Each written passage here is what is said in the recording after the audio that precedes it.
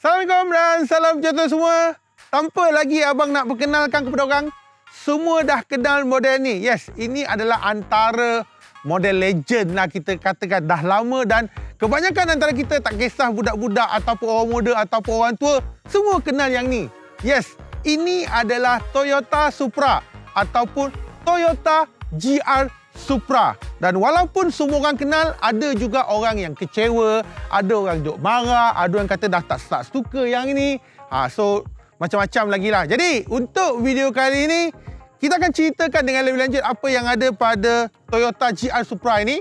Dan pada masa sama juga, kenapa orang tak suka Kenapa orang dah start kecam yang ini Kenapa katakan yang ni lain daripada yang dulu Yang itu kita cuba akan jawab dalam video ini. Dan lebih penting adalah, andai kata kalau kau ada duit sebanyak ini, adakah kau akan beli Toyota GR Supra ini? Tapi macam biasalah, sebelum itu bagi kawan yang baru jumpa channel ini yang masih belum subscribe, tolong abang subscribe, tolong abang tekan lonceng dan follow jugalah semua social media kita orang, Facebook, IG, TikTok. Pada laju.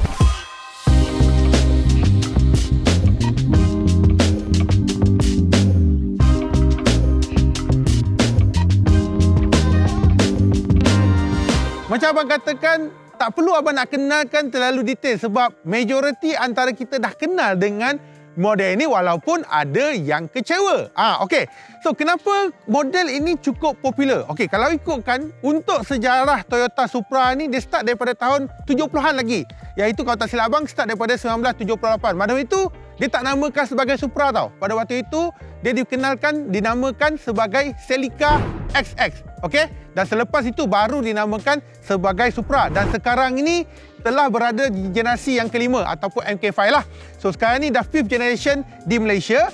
Dan pada masa sama juga, kenapa model ini boleh dikatakan popular? Sebab bukan kata budak-budak, malahan untuk Gen Y, Gen Z ataupun zaman-zaman orang tua macam Japa, semua orang kenal.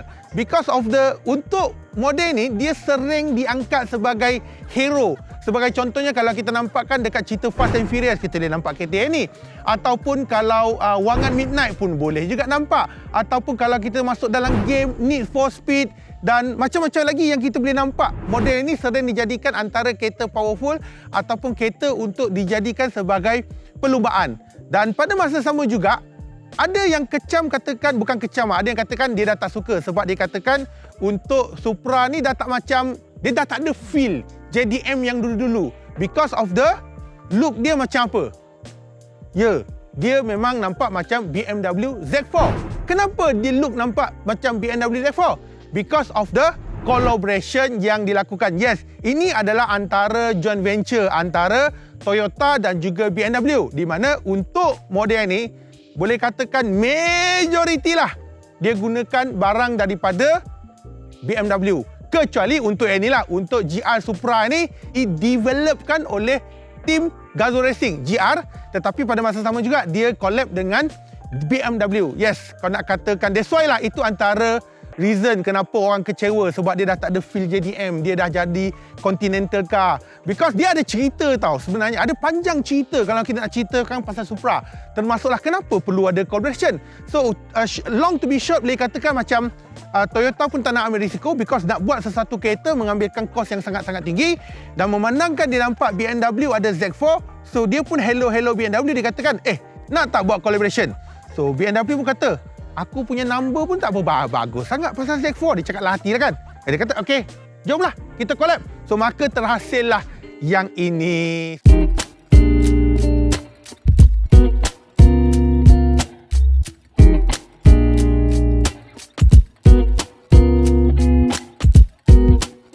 Sekarang ni kita cerita dari segi design pula untuk kereta ni. Sebenarnya, sepanjang abang buat kereta ni almost a week, lalulah dekat mana-mana sekalipun, confirm first lelaki akan pandang dulu. Dia tak dengar bunyi lagi, tapi dia dah pandang. Sebab dari segi design dia nampak unik. Dia nampak macam ala-ala sebuah fastback coupe. Di mana kalau kau nampak dia punya wheelbase memang pendek gila. Dan pada masa sama juga dia lebar. Kau bayangkan pendek, lebar macam mana. So itulah antara pencuri tumpuan. Boleh katakan, nak kata seksi pun ada juga seksi. Because of the, kalau kau nampak, ini adalah sebuah model enjin berada dekat depan dan juga dia adalah versi rear wheel drive. Dan pada masa sama juga dia perlukan bagi weight distribution 50-50. So that's why lah kau nampak dia punya engine hood dekat bahagian depan memang panjang dan engine dia letak pada tengah sikit. So itu antara reason juga dia buat jugalah untuk design yang begini. Dan berbanding compare dengan BMW Z4, dia berbentuk convertible yang boleh dibuka sebagainya. Tetapi untuk Toyota dia buat ala-ala fastback coupe yang itulah. Di mana kau nampak depan ni memang besar gila dan pada masa sama juga yang ni kau nampak lampu dia memang combination ni memang kena. Lampu semua adalah LED sepenuhnya termasuklah dengan lampu signal. Dan pada masa sama juga, ini antara joking yang abang buat dah. Abang tanya pada orang lain, kau tahu tak berapa harga kereta ni? Kalau kau nak tahu, kau pergi kat lampu kau kira. Berapa biji lampu? 1, 2, 3, 4, 5, 6. Ya, 600,000. Betul? Tapi kurang betul sikit. Kau nampak tak tepi ada satu lampu kecil tu? Betul? Kalau kecil tu macam mana? Bagus. So maksudnya 650. Pandai. So harga kereta ini 655,000 untuk versi automatik. Tapi kalau yang duk katakan, bang, we want manual bang, kereta macam ni kita kena manual. Ada. Harga tu lagi murah sikit lah, murah 10,000. 645,000. Dan untuk bahagian depan ni kita nampak ini macam ada ongap angin lah. Tapi sebenarnya bukan. Dia adalah fake lah. So kiranya yang ni lebih pada aerodynamic. Tapi dia bukannya ongap angin yang boleh masuk ke bahagian rim ataupun roda untuk sejukkan dia punya brake lah. Dan pada masa sama juga untuk bahagian bawah kita nampak dia ada side skirt berwarna gelap. Dan kalau kau nampak dia unik sikit. Dia cuma timbul dekat bahagian kiri dan juga kanan saja. Lebih pada design language dan juga aerodynamic. Untuk bahagian depan dia macam like flat macam tu saja. Alright. Dan untuk bahagian bawah yang ni memang betul lah. Yang ni memang ongap angin yang betul-betul boleh masuk dalam untuk coolkan dia punya radiator dan sebagainya lah. Dan seterusnya untuk bahagian tepi yang ini rim memang kena lah. Berwarna gelap 19 inci. Dia gunakan forged alloy rim yang ni, tetapi untuk dari segi tayar different sikit lah depan dan juga belakang. Dia gunakan dua-dua guna tayar yang sama iaitu Michelin Super Sport. Yang ni depan gunakan 255/35, tapi untuk bahagian belakang lebar sikit 275/35. Dan seterusnya untuk bahagian depan ni abang katakan ongap angin fake juga. Yang ni lebih pada design dan juga aerodynamic juga. Dan untuk bahagian tepi kita tengok A-pillar berwarna gelap, termasuk dengan dia punya side mirror pun berwarna gelap jugalah. Alright, dan untuk bahagian tepi kita nampak dia pun ada side skirting berwarna gelap sama macam mesh pada bahagian hadapan. So, kalau kau nak tahu kereta ni berapa tinggi, kau tengok. Dia paras ketiak abang ini. So, abang 171, so rasa-rasa berapa tinggi. Memang rendah ini. Alright, dan untuk yang ni juga, okey, pintu dia adalah jenis yang frameless. Walaupun badan besar macam ni, tapi nak masuk dalam, nak keluar, mula-mula susah sikit. Tapi Wan dah tahu taktik, senang je. Tapi secara keseluruhannya, dari segi design, depan dan juga tepi, 10 support.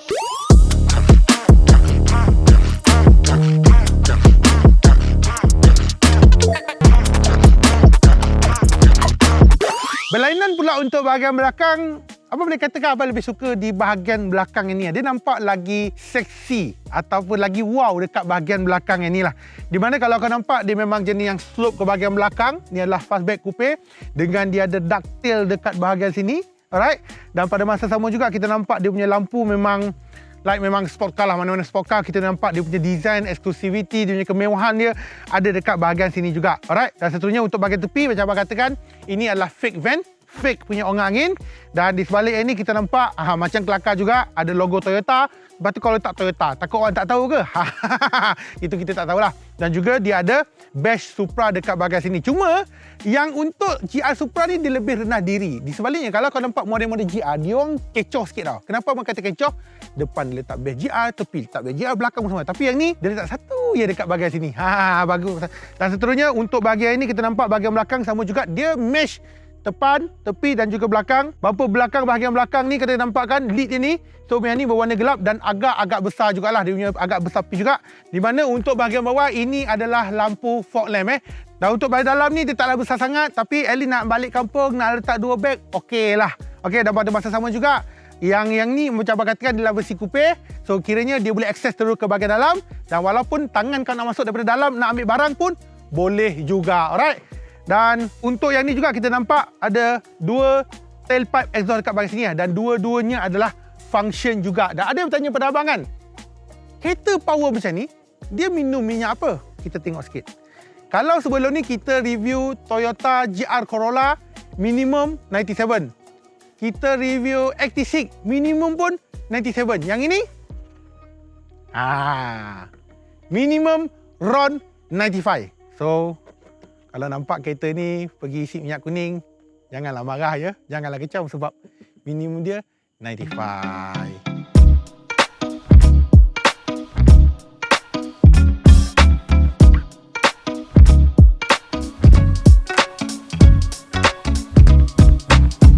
Apapun, sebelum kita cerita dalam, kita nak dengar bunyi dia dulu.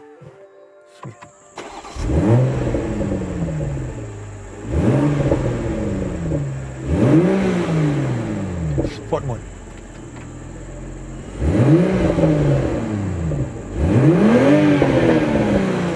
Okey, dah. Okey, sekarang kita nak cerita dekat bahagian dalam pula. Kalau dekat bahagian luar taklah ketara sangat. Adalah ketara lah BMW. Tetapi kalau kau masuk dalam, especially kalau kau seorang yang memang selalu bawa kereta BMW, kau akan nampak, kenapa semua macam BMW? Yes, boleh dikatakan almost keseluruhannya adalah daripada BMW. Okay? Termasuklah ke semua yang kita akan cerita kejap lagi. Okay, first, kita nak cerita dari segi apa yang ada dekat Supra ini terlebih dahulu. Okay, macam biasa tema aku, soft, walaupun dia adalah sport car. Soft. Lihatlah, semua adalah jenis yang soft touch, siap ada jahitan berwarna benang warna grey colour macam ni lah. Dan yang ni dia ada Apple CarPlay, Android Auto, 8.8 inci touchscreen. Yang ni memang se-GB BMW. Memang se-GB. And then panel meter 8.8 inci juga. Cuma dia pisahkan dengan dua lah.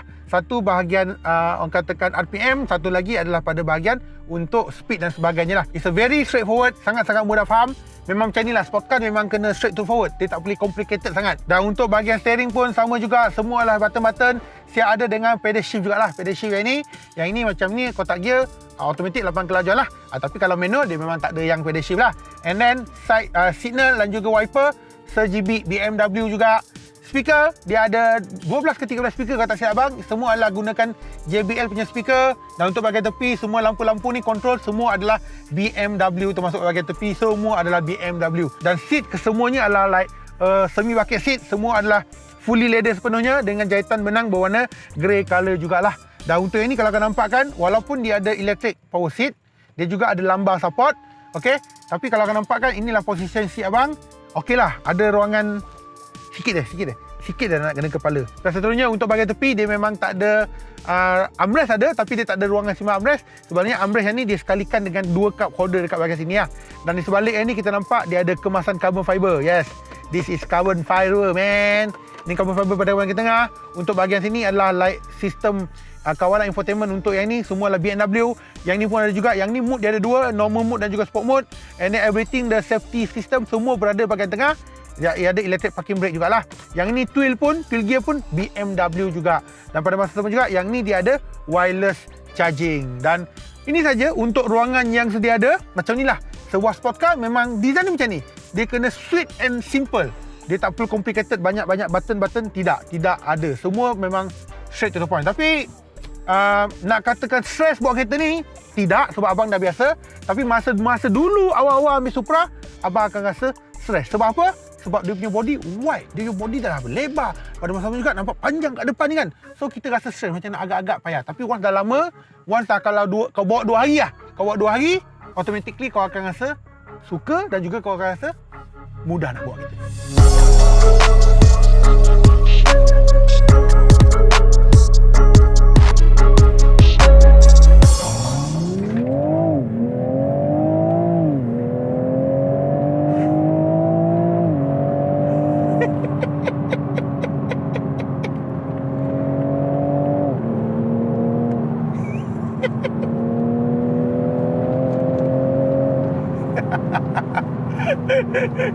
Okey, kereta ni laju, memang dia boleh pergi laju. With a 3.0 liter 6 silinder twin turbo scroll, 388 PS, 500 Nm torque, 0 to 100 cuma 4.1 second.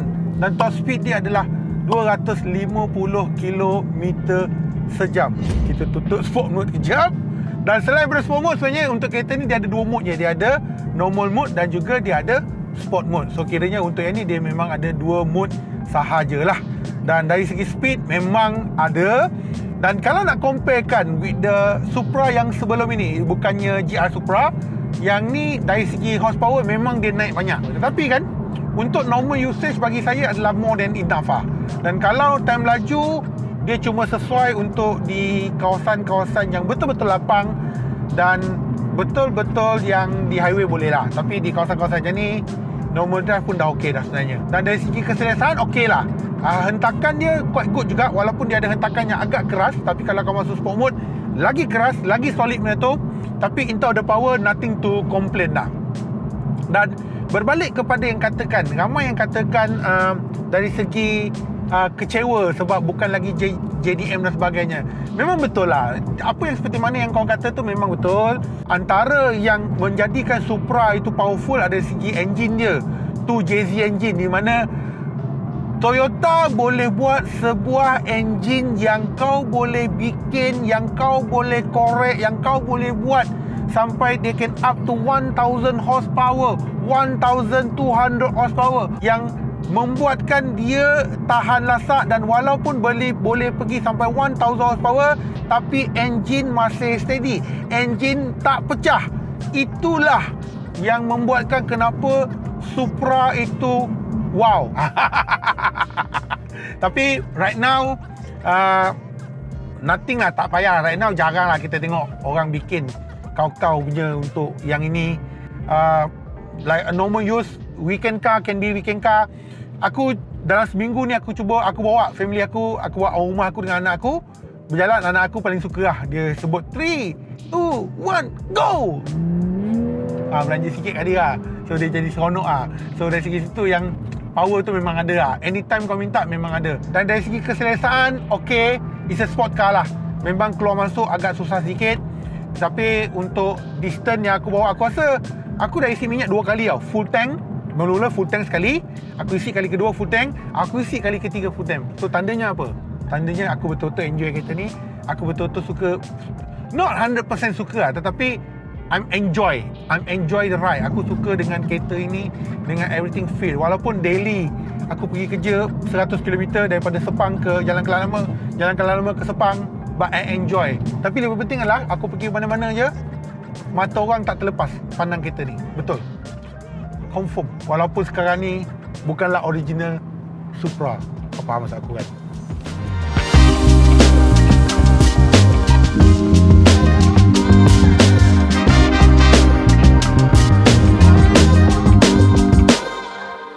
Jadi secara kesimpulannya kita dah jawab dah kenapa ada pihak ataupun ada orang yang kecewa dengan Supra yang baru ni, because of dia dah tak ada feel JDM dekat situ dah. Dan pada masa sama juga orang tanya juga adakah boleh beli, because with the price RM655,000 untuk auto, RM645,000 untuk manual, boleh katakan agak tinggi juga untuk harga itu. Dan kalau ikutkan dalam family Toyota di Malaysia, dia adalah antara yang paling mahal sekali, di mana kalau kita tengok Alphard Wildfire pun plus minus RM500,000, tapi yang ini boleh pergi RM600,000. Kiranya dalam keluarga Toyota, dialah yang paling mahal. Kenalah dengan sebuah sport car kan. Dan kalau aku tanya kepada abang, secara peribadi je, kalau tanya kepada abang, adakah abang akan beli kereta ni? Andai kata kalau abang tak ada pilihan lah, you only have one choice, kalau kau nak pergi segmen yang macam ni, jawapan abang adalah mungkin tidak. Because of dari segi abang tidak ada keperluan untuk kereta yang macam ni. Dan walaupun untuk Type R, FL5 bukanlah kompetitor terus kepada yang ni jauh lagi powerful. Tetapi in terms of the dari segi keseluruhan ya, abang lagi prefer dari segi FL5. Dia ada feel yang ada pada FL5 tapi tak ada yang ni. Walaupun dua benda yang berbeza lah. Tetapi kalau aku tanya abang, I don't have a choice, mungkin tidaklah. So harga dia for me terlalu tinggi sangat lah. Dan abang rasa abang tidak ada keperluan. Tetapi walaupun abang cakap yang tu, ada ramai je yang beli. Yang sebab kereta ni memang wow factor dia memang dia ada design yang cukup seksi. Engine apatah lagi lah, memang powerful, memang more than enough lah. Tetapi kalau abang ada pilihan nak letakkan dekat garage, definitely yes, I will do. Saya akan ambil satu yang ini because of the macam cerita tadi tu. Okay? Alright, so sampai sini sajalah video kita pada ini. Abang harap dah jawab segala persoalan korang. Anyway, this is my personal opinion. Mungkin kau punya pandangan berlainan pula. Okay? Mungkin kalau kau ada duit, tu lain cerita pula benda tu. So setiap orang ada pandangan masing-masing. Ini adalah pandangan abang sendiri. Tapi macam biasalah, kalau korang masih ada lagi sebarang soalan, kau boleh nyatakan dekat ruangan komen bawah dan kita akan cuba jawab sebaik mungkin. Jadi sampai sini saja video kita kali ini. Macam biasa, bagi anda yang baru jumpa channel ni, yang masih belum subscribe, tolonglah abang subscribe channel ni, tekan lonceng sekali, follow jugalah semua social media kita orang, Facebook, IG, TikTok, Pandai Laju. Dan abang akan jumpa kepada anda pada masa akan datang. Bye-bye semua. Assalamualaikum.